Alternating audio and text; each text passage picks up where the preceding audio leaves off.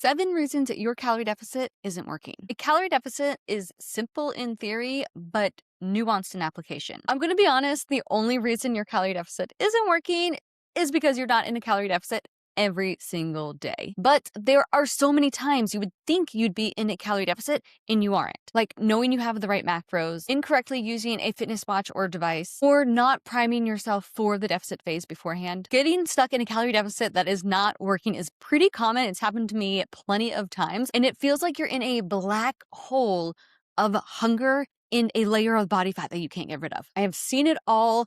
I have gone through it all, and I've gotten myself in hundreds of clients to the other side where a calorie deficit truly feels simple and every week you drop a pound. In this episode, I'm sharing the 7 reasons why your calorie deficit isn't working, even when you're doing everything right, and how to fix them. Let's get into it. And if this is you, stop struggling and join Create Your Shape.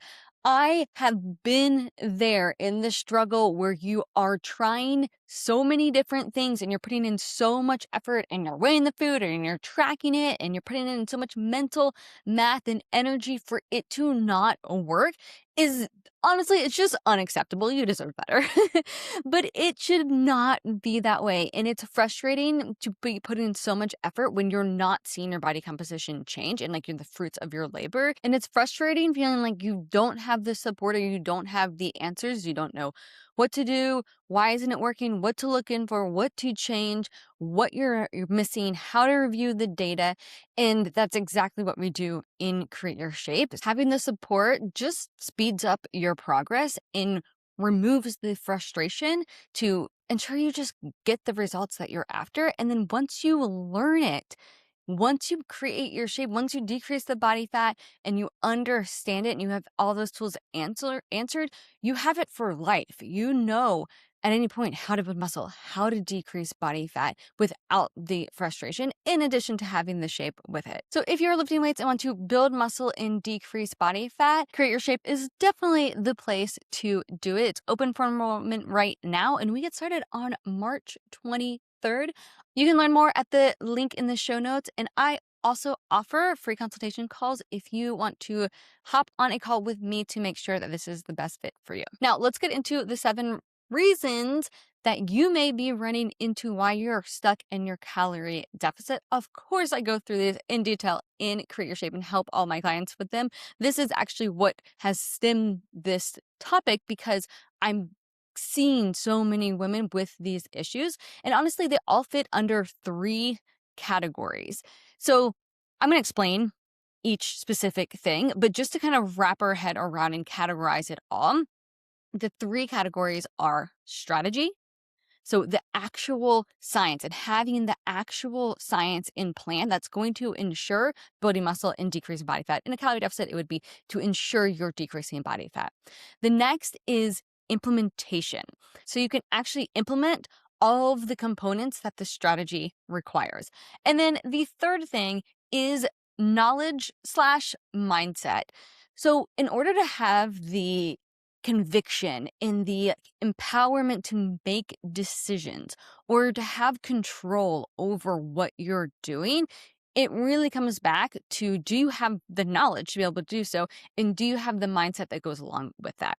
So these are the 3 categories that I'm going to talk about each of these 7 things that I see. The first category let's talk about is strategy. So there are 3 things I see under strategy. Here is one that just popped up recently. I had someone tell me that they are using an app to determine their macros, and their app has them in a calorie deficit and it's not working. So my question here is, are you actually in a calorie deficit? Is that correct? And while I think apps can be fantastic, they get really limited when you try to go from already healthy to fit. If you just had 75, 60, 100 plus pounds to lose, then yeah, the app probably is going to give you targets that are going to be favorable for you. But if your app is telling you that you're in a 1,000 calorie deficit and you're not decreasing body fat, then something is off there because you definitely would be decreasing body fat at a 1,000 calorie deficit. So that's the first one. The second thing that I see is that calories are being changed every day, or macros calories are being changed every day based on somebody's fitness watch or device. Meaning, I had somebody who every single day, based on how many calories their fitness watch said that they burned in their workout or in their walk or just in their total day, that it was different. And then they were changing their macros every single day. And they thought, they were like, this is the way, this is how you do it. But it wasn't working.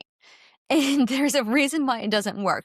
One, both of those things are not accurate, right? We talked about the app is not always going to be accurate based on just the few things that you input into it. But the second thing is how many calories you're burning also is not always accurate based on what the app is telling you. But really, the third thing is if you are changing your calories and macros every single day, that one, the likelihood of that implementation being correct is so low. But then two, your body to be able to consistently know that it's in a calorie deficit, to have kind of this baseline, it's going to be super confusing. I have never seen this work. And generally, that's why another reason why people are stuck. The third thing I generally see why ladies are stuck is because they didn't prime themselves before going into a calorie deficit. What I mean by that is they didn't eat enough first to have leverage, to have increased their metabolism, to have put their body in a better position, both mentally and physically, to then execute and really eat at a higher amount and still decrease body fat and not be hangry. And so that is the third reason I see. And really, all three of these reasons come down to the science of the strategy, right? What should my calories actually, my macros, my calories actually be? What do I need to do beforehand to prime myself and really get myself in a good position to then decrease body fat? So it's bigger than just the moment, it's a strategy. And then how do I actually execute that in the day-to-day? Do my macros change? Do they stay the same? Are they the different from training day to non-training day? Like all of these nuanced things that come along with it. So that is the first category, strategy. Under the second category, implementation, this is number 4, I see tracking macros after you eat the food. I was just coaching somebody on this. So they're like, wait, why isn't this working? And so I'm digging in deeper, I'm digging in deeper, I'm digging in deeper. And I pull it out of them that they are tracking their macros after they eat. So she said, I had dinner and then afterwards I put it in my app and I realized that that made me over on my macros. All right. That'll do it, right? And so this is something that's small. It's a subtle shift, but it makes a huge difference. So tracking your macros before you eat it, then you can guarantee that you will hit your macros. And assuming the strategy and the science and the macros are correct from the first thing we talked about it, then you guarantee yourself to create that deficit to then therefore decrease body fat. So that's number 4. Number 5, I love this one. Planning for your worst enemy and not your best friend. I had a client recently and she's planning for her calorie deficit phase and she's planning her meals. And in Create Your Shape, I give out my calorie deficit meal plan and give examples like my dashboard so you can really get an example of every single thing I was doing in the timeline and what to expect, all of that. And it's really helpful because she came to me and she's like, oh, I didn't realize that I could have something like that tastes really good in my meal plan. She saw that I had coconut yogurt with strawberries and dark chocolate in my meal plan during my deficit, and it was delicious.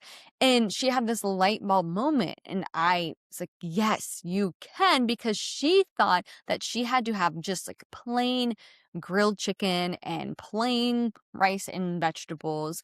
And really, she was setting herself up for failure. And I see a lot of people do this because they just resist. And it's almost like they've planned this meal plan for their worst enemy to be like, oh, you're going to suffer, not planning for their best friend to have this. And if they plan for their best friend, they'd be like, oh my gosh, she could fit a treat alternative in this, but she could be savvy so it's voluminous and it still tastes delicious, but it's still enough volume so that she's not just wasting these like macros and calories, and she can still hit and meet her deficit. And having that like mindset switch, it's like, oh, if I just constantly am resisting, of course I'm not going to be able to consistently do this day in and day out. So planning your meal plan for your best friend instead of your worst enemy is a great tip. All right, the next category is knowledge and mindset. So number 6 is the timeline is off. I see this a couple different ways.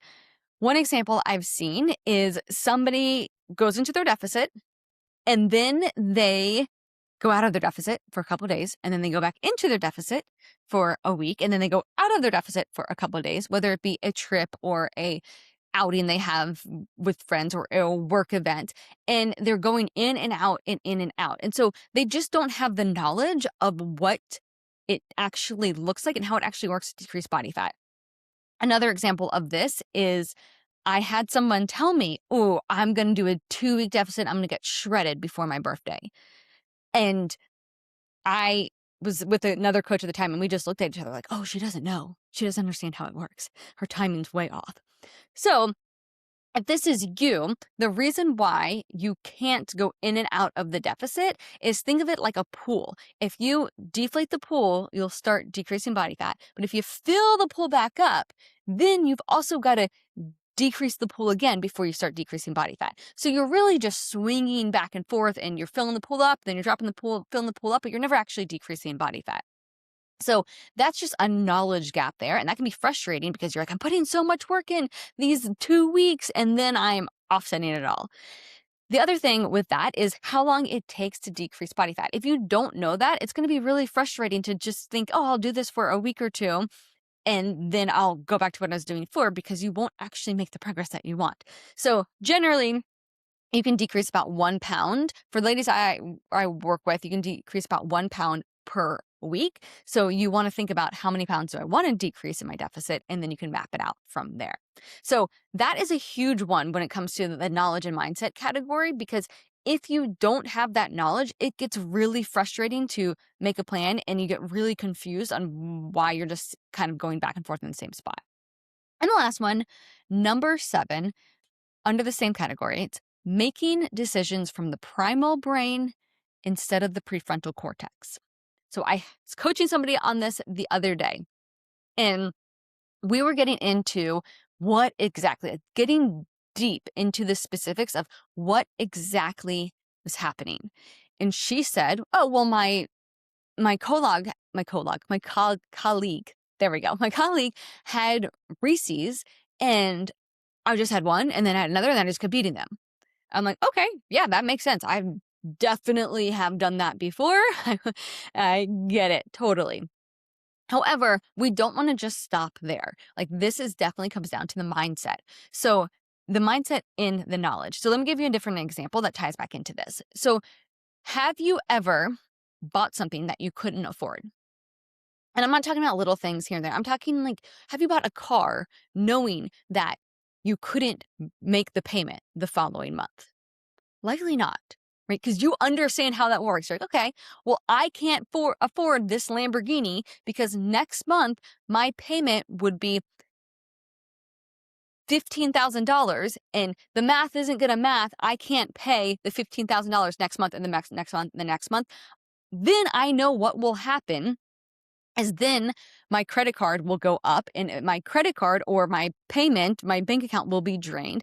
And then I know what will happen is I'll either get hit with tons of fines, or I will have no money to pay any other bills, to pay myself. And you just keep going down the rabbit hole of what will happen. You feel pretty confident in that. And so therefore you don't make this big purchase, even if you want it, right? Even if you really, really want it really bad. The same thing doesn't happen with the Reese's until you understand that same concept I just explained about money with food. I had the exact same thing happen to me. Usually it's from something like, oh, I'll just figure it out later. Oh, it won't make too much of a difference. Or, oh, I'll just offset it later in the day.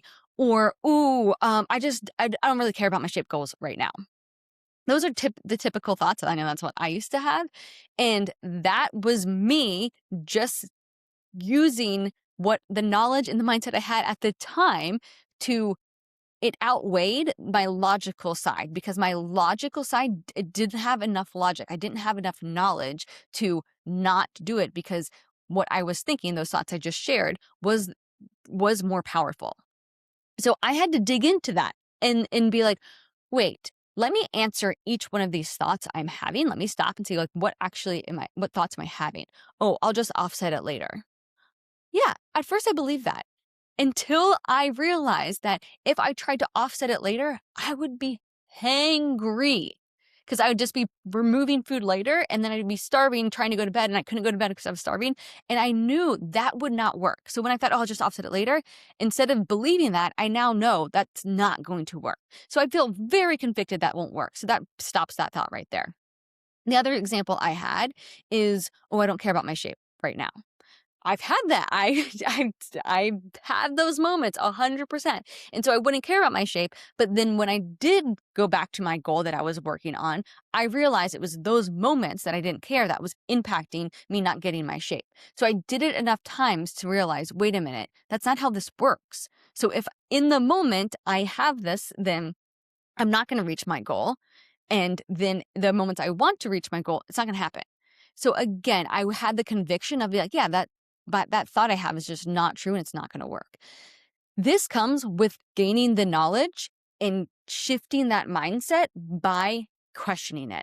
And I find that most of us will not stop to question it, but they will stop if I make them. And this is, again, the emphasis of having an outsider looking in to not only give you the strategy and the science on what to do so you're not guessing, but also the routine, like how to actually implement it, and then to give you the knowledge, but also to question the mindset and to show you the knowledge gaps and to teach you and to make the experience embedded into who you are so you shift the actions you take and how your like day-to-day is to be able to build muscle, decrease body fat, and sustain it for the long term. So those are the 7 reasons why your calorie deficit isn't working, even if you're doing everything right. But I have to emphasize that, yes, this is simple. It definitely is simple, but it's a nuance and application. So if this is you and you're like, oh man, I should be getting this right. No, we've never been taught this. We've never been taught all the nuances of this. And I've worked with hundreds who have had the same frustrations. And that is what I help them do. I help them get the strategy. I help them get the routine and the knowledge and the mindset to be able to work through it, to reach their goals and to have the shape, but also have the shape that screams like I look like I lift weights, but to have the confidence behind it of, yeah, I know what to do. I know how it works. I know I can execute it. It's a good place to be. And if you want that, then now's the time to join us in Create Your Shape. The link is in the show notes, and I'll see you next week on the Create Your Shape podcast.